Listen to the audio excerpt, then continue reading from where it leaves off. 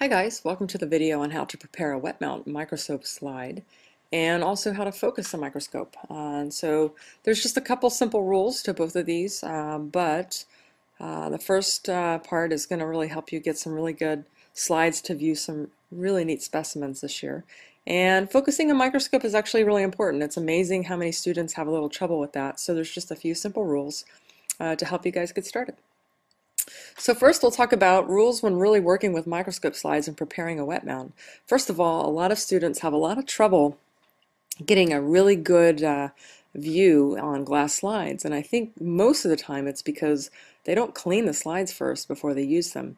And a lot of students handle these slides, so they get the slides dirty and there's a lot of residue.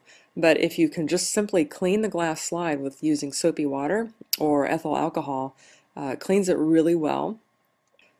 And then make sure you rinse that slide well as the cover slip. And you want to get all the lint and particles off. And a lot of students, what they do is they kind of clean it with that brown paper towel that's in the classroom. But I kind of teach the swipe method where you really swipe the whole slide instead of stopping in the middle.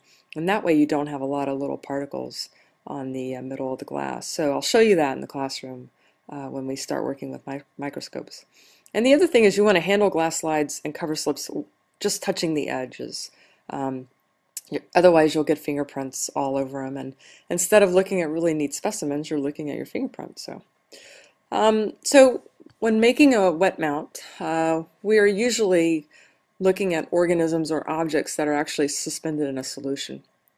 And the first thing you want to do is clean the slide, and then the next thing you want to do is just take one drop of the solution and put it in the middle of the slide. And most importantly, you don't want to put too much, because if you put too much, what happens is that cover slip floats on top of that solution and there's too much water or too much liquid. So you just really want to have one simple drop in the middle. And then you want to place that cover slip down using what we call the hinge method. And what that really means is just simply putting it on its side, just like this, and then dropping it straight down. And what that actually does is it removes all the air bubbles. It pushes the liquid a little bit to the right, but it removes all the air bubbles that might get trapped.